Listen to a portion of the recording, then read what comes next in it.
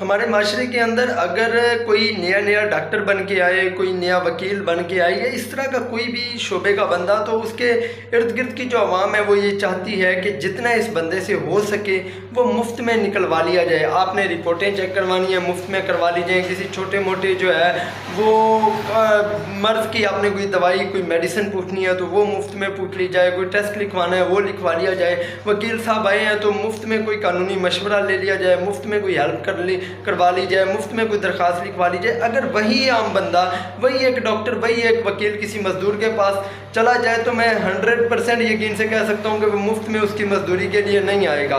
وہ کسی ٹیلر کی دکان پہ چلا جائے تو وہ اسے مفت میں کپڑے سی کر نہیں دے گا۔ وہ کسی کریانہ والا کے پاس چلا جائے تو وہ اس کو مفت میں راشن اٹھا کے نہیں دے گا۔ تو پھر ان پروفیشنل سے ہم کیوں ایکسپیکٹ کرتے ہیں کہ یہ ابھی نیا بن کے آیا ہے، یہ ابھی جو ہے وہ نیو ہے، یہ اپنا ہے، یہ علاقے کا ہے، یہ محلے کا ہے، تو اس سے مفت میں چیزیں گھسیٹی جائیں؟ یہ ناانصافی کیوں کی جاتی ہے؟ اگر آپ کو اپنا حق پیارا ہے تو وہ انسان بھی ایک محنت کر کے، ایک سٹرگل کر کے اس مقام تک آیا ہوتا ہے تو وہ بھی کچھ ڈیزرو کرتا ہے۔ ہمیں شاید مفت خوری کا چسکا ہے جو پھر ختم نہیں ہوتا۔